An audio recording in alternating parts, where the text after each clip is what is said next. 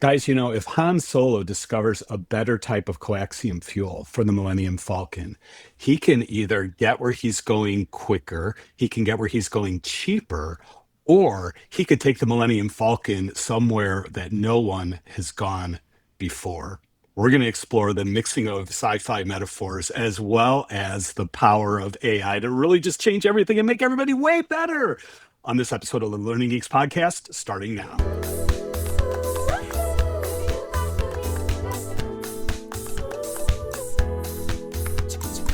Hello, everybody. Hey. Welcome. Yay, we're here. We're here. So that might be the first time you blended Star Wars and Star Trek. I know I a did. while back we used to kind of battle over which is better, but Well, I think so- I've given in. Yeah, some people battle. Some people, take sides. I like them both.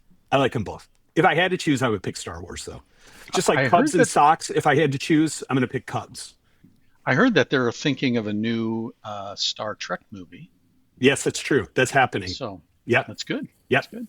As well I- as I- a new I don't Star have Wars much of an movie opinion coming on this it. spring. And there's a new Star Wars movie coming this spring called The Mandalorian and Grogu, which if you want to learn more about it, you could. Did you guys Where know can that we I have listen to it? Yeah, I have a Star Wars podcast. It's called Short for a Stormtrooper, and you can listen to it there. But we are really freaking out our guests, so we should probably turn to them pretty quickly. But before we do that, Jake, you had a little bit of a special Learning Geeks announcement, I think, that you were going to share, right? Yeah. So for the last, I think, 2 episodes now, we've shared that we are going live at South by Southwest EDU in March. We are. And then so we were able to get our schedule today. And as of now, again, this could possibly change, but as of now, we are on Thursday, March 12th at 11:30 Central Time. And again, we're going to be podcasting live with our good friend Dr. Tessa Forshaw from Harvard's Next Level Lab. And we're going to be speaking on how to think when machines think faster. Wow. So it should be fun. And relevant Should to be. today's discussion too, right? It is, yeah. Yeah, which is great. Okay, so since today is a McKinsey takeover of the Learning Geeks podcast, Jake, perhaps you would like to introduce your friends from McKinsey who have joined us here today. Sure. So I'll start with Brooke, since Brooke is the newbie. So Brooke is a senior partner at McKinsey. She's a leader in the people organization performance practice. She's an expert and leader in driving change at scale, including digital transformation, operating model redesign, organizational agility, and leadership development. She frequently publishes her work and is a speaker at conferences. So I'd highly just recommend searching Brooke's name. You'll find a ton of great articles and insights from Brooke. And then next is Heather, who is a returning guest of the show. She's a McKinsey partner, chief learning and development officer, and responsible for L&D for 40,000 plus colleagues at the firm. Also overseeing McKinsey's Way We Work team and McKinsey's people and tech team. She spearheads our innovation efforts, including the usage and upskilling of Gen AI. Heather's also a frequent publisher as well, but we've also been able to co-author together on a couple of topics that we have brought up a lot on this show, including apprenticeship, reimagining people development, and then also our learning trends perspective. So great having you both on the show. We're excited to talk about this topic today. And then, like Bob said at the intro, it's the importance of helping upskill all employees in broader tech skills. And I know that you both have written and supported clients in this in the past. And I think in your original article in the summary, you used the term, we're all techies now, which I love. But what I think is most important here, like Bob mentioned, is that what you both are focusing right now is that focusing on skills that the organizational leaders can, try to maximize the full potential of their employees rather than just simply focusing on cutting talent, relying solely on efficiency gains and so forth. So I would love to hear from both of you of, what does that mean for you both, and tell us a little bit more about that. And then Brooke, I'll probably start out with you. What does this mean for you? Let's hear from that. Yeah, sure. First of all, great to be here. Thank you for having us both on. It's a thrill to geek out with you here on the podcast. Yes, I am indeed spending a lot of time thinking about publishing and then of course working with clients on the topic of, let's call it AI upskilling. And this used to be called kind of tech and digital upskilling. I think the shorthand is AI upskilling. And I think it stems from an imperative around recognizing that if you want to get the full value from AI or any technology in terms of how you're transforming the business, you need your people to be generally pretty equipped to be able to use the technology, to think differently about engaging with the technology. And so what does that look like for me? So in terms of the client work, I've been supporting a couple of different large organizations on the actual upskilling. So what does it look like to help leaders go on a learning journey where they discover new aspects of AI and they build that into their work? I would say a big part of this too is in the category of change management. So there's a lot of fear around AI and, am I going to lose my job, right, when AI takes over? And so how do you manage that from the perspective of, letting people, and this is the part that you mentioned around letting people see that AI can actually be an unlock to discovering their full potential, right? If you're using it in ways that actually, I like to say, move you up the value chain, right?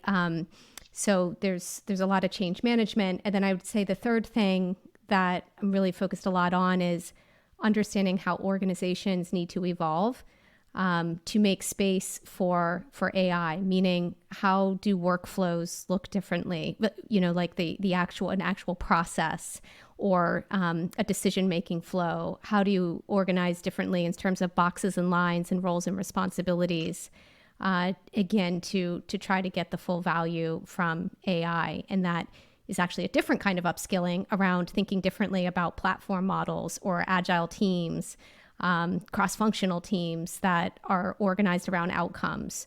So those would be kind of three broad areas that I'm focused on now, and a lot of stuff in between that we can unpack. That's great. And Heather, what about you? I would say, inside of McKinsey, we are really trying to take a holistic approach to what it means by sort of upskilling around AI and adoption. So we think about the full set of influence model that we talk about at McKinsey, where we're actually thinking about really how do we want to redesign the work? How do we think about sort of the skills you need to be the technologist? And then what are those human skills that you need that are going to continue to enable us to be super distinctive and provide, the only McKinsey answer? And I will have to say that, we just actually got some recent data, Jake, you don't even know about this, recent data about how our teams are operating. And this just gives you a sense of what we're measuring as well, because it's not just about, did you show up at a learning program, but is it, did you change your behaviors? You're changing the way you work as a result. And this interesting thing is right now at McKinsey, we say 87% of our teams are finding value in using AI. So they're finding value in the AI that they're using. The other super interesting thing is they're also talking about how they're able to reallocate their time to higher value activities. So 63% of them said they're spending more time in problem solving, and 32%, for example, said they're spending more time in building client relationships. And they're also saying, we're actually having better impact with clients, because they believe almost 50% of them say that actually the insights they're having with clients are enriched with AI. But the interesting thing is that they're taking the AI and then they're spending that time doing additional problem solving on top of it. We talk about what the only McKinsey answers could be. So this is a little bit of how we're thinking about it, which is not just about our AI upskilling program, which I'm happy to talk about, but it's really how are we changing the work and how is that better adding value to our people and our clients? I love that, because I think, as AI and generative AI started really coming on the scene, the first thought of many companies, especially the finance departments of many companies, was, awesome, now we can fire all these people because the AI can do all of the work and we can get the same results with less people. Which leads to people feeling like they're going to lose their job. And I just thought that was so short-sighted. And instead, we could take the same people and supercharge them with the technology and take them to places that they've never been before. Kind of like the metaphor I started with earlier. But that's what makes me excited. That's what makes the world a better place, as opposed to just, necessarily making the wealthy wealthier. One of the things I've wondered, and I've not seen this anywhere, if anybody has developed, I think sometimes in charts, but a chart that has like uniquely human skills, lightly, good human skills, lightly blended with AI, heavily AI, with a little bit of human and strictly AI skills. If we had some type of chart like that, I'd be interested in knowing about it. Because when you think about some of the uniquely human skills that I've heard and read, there's things like leadership. Heather, you mentioned client relationships and other relationships. Part of that is empathy. I don't know if AI systems have a sense of humor. They might, but I think humor might be a uniquely human thing. And then some of the problem solving, but a lot of problem solving can be assisted with AI. Yeah. So have any of you ever seen any chart like that? Well, there's actually a new McKinsey Global Institute report that gets at some of Ooh. these skill categories that Cool. Is that a you're setup, talking Dana? about. No, I don't know if was it was not. a setup, but it was a pretty It was good it one. was it was not a setup. Where do I Segue. where do I get that article? Yeah. Yeah. Brooke's writing a check to Dana right now. I think it's being published next week. Actually, I'll That's I'll awesome. get you a copy. Yeah, as yeah, soon as it's get out. it to us when, 'cause I'd be very interested in that because we've talked about that a lot about what are the uniquely human skills. Yeah, And yeah. I've seen people kind of list a handful of things, but I've not seen kind of a solid effort put forth to figure out what those are. And Jake, you guys did some work on this, inside of McKinsey, right? As we're thinking about where do we want to spend our time and our energy in terms of where do we really want to focus around upskilling, and it was on this relationship. And so where we're focused right now is like what can make McKinsey truly distinctive, in our next 100 years, right? And it's stuff like relationship building skills and how well we're able to help client organizations build capabilities and drive change, and all of those things are hugely important. This distinctiveness in problem solving, which is really about sort of what's the judgment, what can the human do on top of it, what is the conceptual thinking. We also think creative thinking is going to be more and more important, right? That's not necessarily typically maybe something people think of McKinsey about, but like really about their creative problem solving. We also really think that the sort of grit and the resilience of our people and their ability to learn fast, right? We talk about McKinsey being the fastest learner, and maybe just one other plug. We just got ranked by Time Magazine for the 3rd year in a row as the #1 place for leaders. And I hold it as like on my shoulders if, 10 years from now we no longer are, right? That will mean that like we didn't do something in terms of creating the fastest learners. But those are just some of the things that we're sort of really leaning into in terms of skills and skill development that we think are going to be uniquely human and ensure that, like, again, the distinctiveness that you know McKinsey for is going to continue in the future. Yeah, and just building on that, there's a piece of research from McKinsey that also talks about 21st century leadership attributes, and they include some of the traits that Heather's talking about, including grit and resilience. But actually, interestingly, on that list is levity. Yeah. Right. As, Humor, it actually, humans, I guess, are funnier than machines. I don't know, maybe not me, but some humans can be funnier than me. You should hear Dana's dad jokes, I think. Oh, Yeah. speaking of which, No. Oh, no. Go ahead. It's All a right. simple one. My kids, I asked my kids, Thanksgiving is coming up, and I said, do you guys have any special requests for Thanksgiving? And they said, Dad, please don't tell us any Thanksgiving dad jokes. And I said, you don't expect me to quit cold turkey, do you? Oh, jeez. Okay. Oh, wow. There you go. Okay. There you go. Yeah. I love that So, Brooke, one. tell us about levity, please. Yeah, please. What's No. I think we just saw it. I don't That know. was the Is there anything setup. else That to was the say? setup. Yeah. You know, like that's Yeah. it. Could AI come up with that? Probably. Well, Probably. But the delivery, The actually, delivery. That's right. that's what Yeah. makes it uniquely human. Yeah. here's what I would Actually, say yeah. is AI doesn't have a good sense of humor, but AI might be decent at predicting what you might think is funny based on other jokes that have been told in the past. That is true. true. Right. So I'm being very Probably true. serious about that, which is the problem of using AI for art is it's really just cobbling together old material, if you think about it in a certain way. Now, there are certain artists who say that's really all that art is anymore. Our art is like 90% knowing what's good enough to steal and 10% not getting away with it. But Wow. no, it's like humans are creative, and the creativity is the beauty of it. And now I'm Yeah. sounding really cheesy, but it's true. I think that's the whole deal.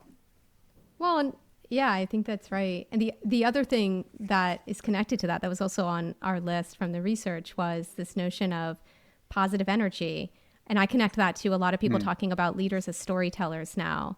And I really don't think you're going to get that from AI. When you think about creating the conviction to change in an organization, fostering conviction at scale, right, in a really inspiring way, that seems like it would be in the uniquely human category. And I think we need more leaders like that. And Sorry to hijack that part of the discussion, but to me that was the whole thing about uniquely human is fascinating. It's very So important. I'm glad there's some good work being done. yeah, I mean, and that's what I was gonna say, Dana. So like Heather mentioned some of the work that we've done, and we've looked into more of the cognitive based skills. Yeah. That so if you would take, like, let's say for example, problem solving, well, I can break that down into actual cognitive skills underneath it, right? So like, how do you problem solve? There's specific things that, again, that are invisible, that you can't see, they're non-observable, and it's like, well, how do we train those effectively?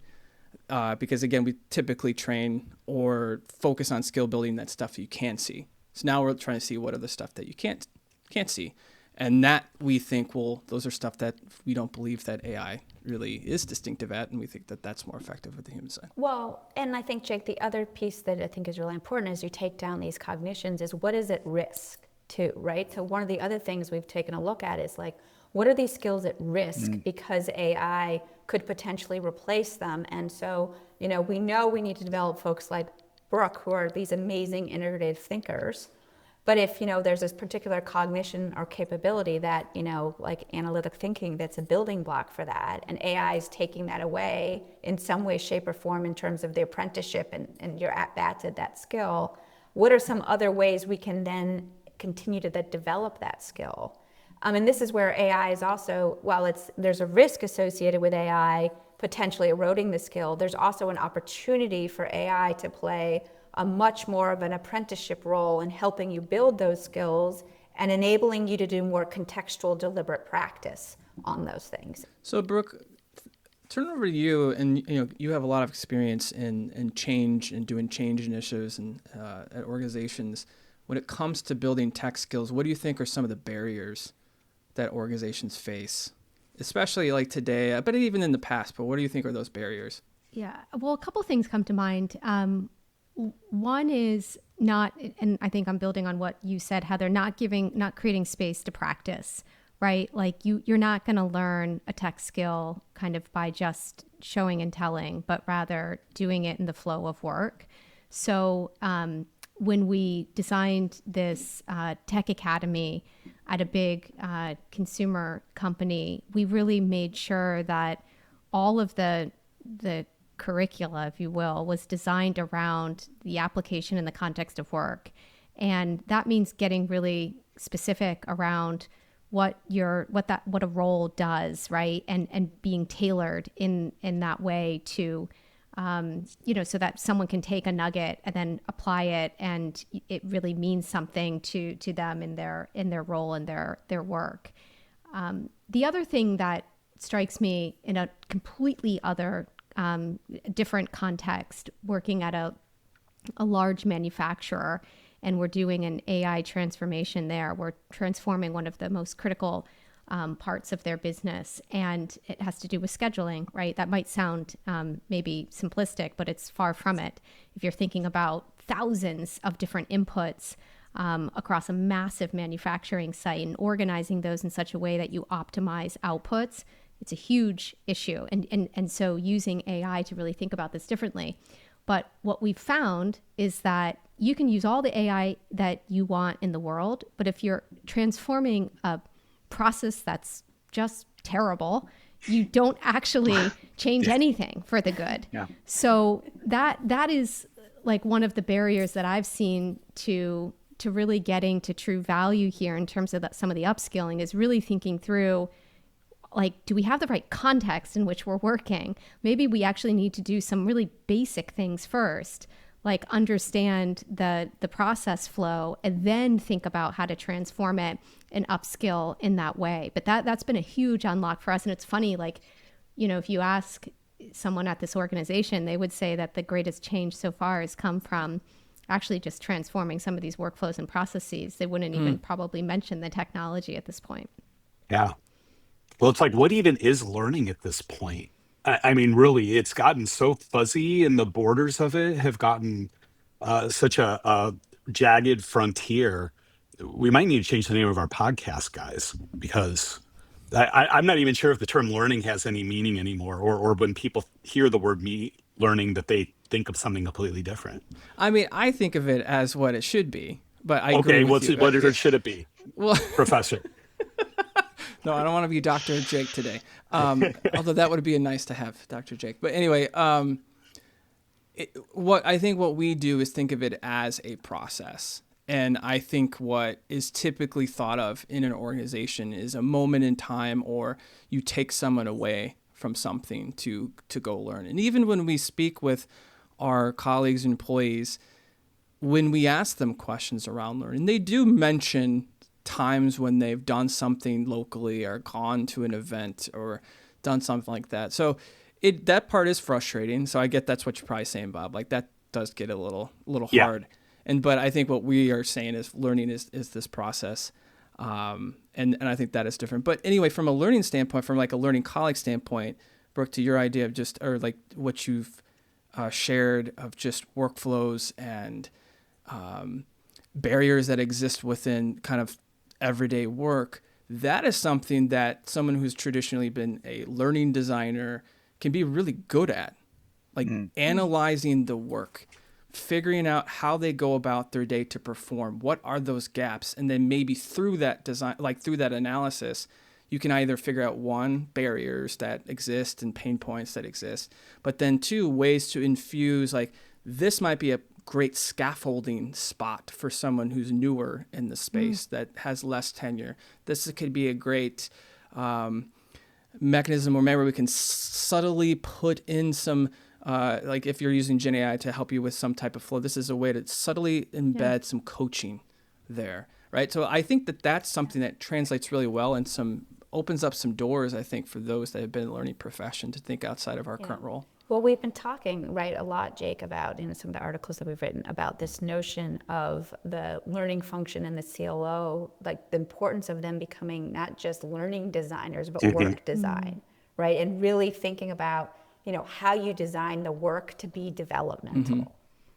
And again, to your point, Jake, because of AI, there's even more opportunities to do that, but thinking about how do you design the work to be developmental in addition to how do you design the work to have more business efficiency and all these other things. And I think there's a real opportunity, as Brooke described, as many organizations are now going through these big business transformations in terms of how do they redesign the work to sort of embed AI workflows if they're doing it well, right? They're not just dropping in AI, they're actually spending the time to redesign the work. I think there's an opportunity for learning folks all over to say, hey, I'm going to be a part of that problem solving, because I want, as you're redesigning that workflow to create this, business efficiency, to bring in AI, I want to think about how I would insert those developmental moments that Jake was talking about into that workflow. So Heather, to you, since you are in the Chief Learning Officer, well, in that your title has changed, you have morphed the title, but recently you all wrote an article on the impacts to even CLOs. So like what's going to change there? And again, that's going to impact the way that organizations think differently about learning development. If we're talking about the flow of work, and Brooke, you mentioned even more cross-functional, less silos and stuff, like what's your perspective on that front? Well, I always say, like, if I were to tell you how I spend my day, right? Like just in terms of how do I spend the time on my day? I spend a huge portion of the time on my day working with our Way We Work team, which is thinking about how we design the work and how we design the work to be developmental. The other place I spend huge amounts of my time are with our technical teams, right? And saying to them, hey, you're rolling out this new tool called Lily for PowerPoint. How can we design developmental coaching right into the tool, right? Talking to our data and analytics folks to say, okay, we are now able to capture actual skill practice, and we can see in our onboarding program, it's amazing now, we can see, like, we bring you on, we have you do an activity with, building an issue tree. You submit your first issue tree, you get feedback. I can actually show that like by then the end of the program, when you do it again, you're better at it, right? And I'm building those capabilities, but like, how do I get all that data to flow so we can appropriately understand the development of our team? So I would say I spend, some of my time talking to my learning colleagues, but I spend most of my time talking to people in the organization outside of the learning function. And so that's always like one of the things when I talk about the future of the CL role, I talk about like, yes, the role is going to be more about data. It's going to be more about designing the flow of work. It's going to be more about these cross-functional collaborations to create developmental experiences. And I always say to my fellow CLOs, how are you spending your time? Like, what does that actually translate to you in terms of how you actually work? So you're applying those uniquely human skills of building relationships with the right people. Yeah. And focusing on I mean, at the end of the day, isn't it all about performance? I mean, that's really where we're headed. As long as, as long as you think again, if you think about, Brooke and we talk about people and performance organizations, and those are the ones that do the best, right? So it's absolutely about business performance, but also it's about developing your people and if you link that to those sort of the people and how fast they grow. And again, our mission is to create the fastest learners. Yeah, right.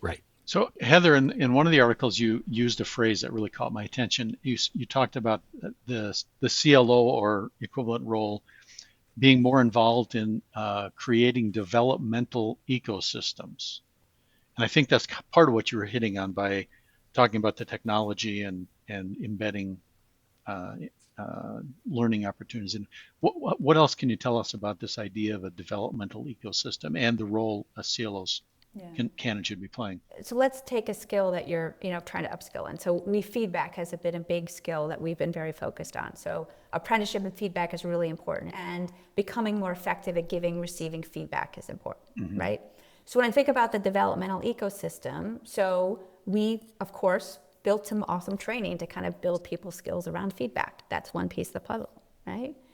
We actually built some new tools, an engagement performance review tool, which helps you at the end of an engagement. It captures sort of where are you on your skills that are important to sort of leadership development at McKinsey. So we do training, we build tools and systems, and then we think about how you design the way we work. And so again, the way we work is a set of rituals basically associated with teams, right? And as a part of those rituals, we embed things associated with feedback. So for example, your kickoff, you share, what are your development goals? What are you trying to work on, right? Then we have a ritual that's called a one-on-one, and that one-on-one, it's designed for feedback, and that's a ritual. At the end of engagement, you complete an engagement performance review. And oh, by the way, to wrap it all up, is in our evaluation systems, in our evaluation, it's like, how well are you developing people? How are you apprenticing them? How effective are you at giving feedback? How effective are you as receiving feedback? Those are all part of our leadership development. So that's just an example when I talk about a development ecosystem and thinking about upskilling in one area, what we think about. And one thing that is becoming clear as you're talking about this, and you mentioned it in the article, is the idea that the data that you're looking at has to be different data than we've typically looked at.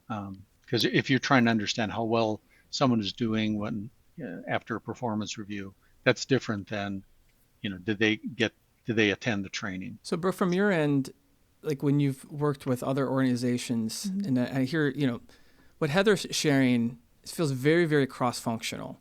Like we're starting to break down some walls and silos. Yeah. Like for those that haven't gotten that far yet, like how is it working and what's the challenge? I'm really curious, because that to me just seems like a very hard thing to deal with. So I'm curious what you're hearing or thinking about that. Well, first, I mean, it's amazing. Like Heather, as you're describing that, I'm like, oh my God, the invisible hand of Heather is in every aspect of like my daily life, right? Like, I mean, like all these rituals Heather's that watching. she's talking about. That is how we run McKinsey. It's crazy. I don't think a lot of organizations are. I think it's if you think about kind of most of my clients, as you say, like they tend to be, and by the way, McKinsey has its silos too. Not saying everything's perfect, but there are a lot of silos, and there's probably less muscle mass around cross-functional work because most organizations aren't designed around teams that stand up to serve, or tackle a problem and then stand down again, right? So there's just less mixing in that way. And so, what do I see? So a lot of organizations are, first of all, starting with, well, what's the AI strategy? And, it's interesting because AI has, and everyone's seen the data on this, scaled very rapidly because it's very democratized, right? Like we can all go on our devices and use AI. That wasn't the case for the personal computer or, going back to other technological advances, much slower on the adoption front because there were a different set of barriers. So that's kind of exciting. But what happens as a result? Well, organizations are in some cases struggling to find a unified AI strategy, right? That kind of harnesses some of that bottom up AI impact and transformation, but does it in a more organized way. So you see kind of experiments happening across the enterprise that might be subscale. And then what happens as a result of that is that you don't see a lot of consistent ways of working. So what Heather talked about was, we have one way of doing things. These are rituals that everyone's performing. You don't see as much of that in other organizations because people are kind of approaching it in different ways. And so it just becomes very difficult to get scale, whether it's change or upskilling or frankly impact from AI. That would be a lot of what I've seen. And the famous MIT article that came out a couple of months ago very much reinforced that very, very few people have yet to see the impact of AI. And I think it's for some of those reasons. Heather, I'm actually interested to hear you riff on, like, the apprenticeship question comes up a lot. So if we have fewer entry-level employees, right, because that could be the case. It doesn't mean every FTE goes away, but you might expect more, right, from you might have a different looking pyramid, right? So how do you do apprenticeship in that context? And, most of us learned from, or at least I learned, I'll speak personally, from doing things a lot of times over. That's how I developed expertise. That's how I developed pattern recognition, right? So when you're using AI to be apprenticed, do you lose any of that? That's a question I have considered and have reflected on, and I'm not sure I have a good answer to that. I think it's a great question, and one of these things is AI going to help or hurt us with apprenticeship, right? Because you can actually imagine if we design the AI right and it does some of the things we know effective teachers need to do, right? Effective teachers need to share their mental models. Effective teachers need to ask the learner where they are in sort of their learning processes, right? So you can imagine you're actually designing the AI in such a way it could be apprenticing you more effectively, because we also know that managers' skills at apprenticing and teaching people are uneven, right? And if you have a great manager, you learn a ton. But if you have a manager that's not so great, you may miss some things. And so can we build, again, these capabilities within AI to teach? And then the one other thing I'll just say is, can we also build the capabilities in AI to apprentice on the basic stuff? Right? So at McKinsey, right, I can imagine how many times I got my slides marked up by my EM, right? And sometimes it was, you forgot the source, Heather, or, this data chart should be formatted this way, or you're missing the lead, or whatever it would be. Imagine a world where AI could apprentice me on all those basic things. And then, when I go talk to my EM, I go talk to Brooke. Brooke can then spend the time talking to me about, what's the situation at the client? What's the overall story? How do we want to position this discussion? Let's actually role play it together, right? Before you go in, versus spending all the time like, oh, we got to fix these like small things on the deck to make it good. So I am optimistic, Brooke, that like actually we'll get better at apprenticeship because of AI, but it could go either way. Something else that would be fun to explore sometime is there a way that we can use AI and combine it with wellness to help the learner be a better learner? So, it's maybe you get a prompt saying you've been studying for 20 minutes, or maybe it's like you've got too much cortisol, right? Your stress levels are too high. You need to step away for 5 minutes or whatever. There's got to be some way that, with smartwatches and all the other things we have access to, That's where a we cool could think idea. about how can we use AI to help the learner be a better learner. Mm-hmm. Yeah. I think young people are also much more intuitive on this front. Like, speaking of, can we help AI be better at apprenticeship? I've seen my kids use AI. They're 11 and 13, and they're just really good prompt engineers, right? So they've used it to, like, I've seen my son puts a math problem in, right? And he's also very clear on when he can use AI and when he cannot, right? That's so good. that's I credit the school for helping him think critically about that. But so he puts this math problem in, and it, of course, gives him, an answer. And he goes, show me a different way of solving the problem.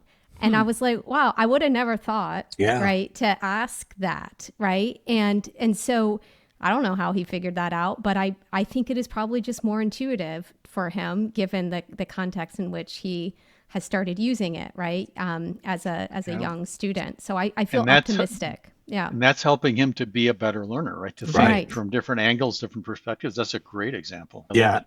And I've been teaching AI, and I've been telling people, look for the things that are time sucks and soul sucks. If it takes so much of your time that you hate it, or it just like kills your soul to have to do it repeatedly, those are great opportunities to figure out how to leverage AI. Friends, we could go on forever, it feels like, but we probably shouldn't. So I think it's about time to wrap things up. Thank you so much for being here. Any final closing parting thoughts before we wrap everything up? Well, I mean, it was a real pleasure to be with you all, and really fun. So thank you again. And I think, a closing thought from my end is I'm excited about the future. I think this notion of continuous learning is awesome. And I like the idea of this being a source of competitive advantage. What a cool source of competitive advantage. We're going to outlearn the competition. And so I feel like that is a great way to prioritize learning and put that at the center of actually driving great performance, to our earlier point in the conversation. So thank you. Well, I'm just grateful you guys didn't ask me anything about Star Stuff to start with. So. Yet. Well, with that, no, we'll leave you alone, Heather. It's okay. Yeah, exactly. Well, thanks again for being here. Hope everybody has a great, we've got the holiday weekend coming up when we record this, so have a great holiday, Thanksgiving holiday in the U.S.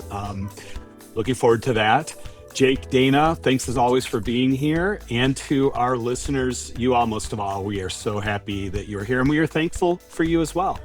So until the next episode of the Learning Geeks podcast, which will come real soon, we'll see you then. Keep learning. Bye-bye. Thanks, everybody. Bye.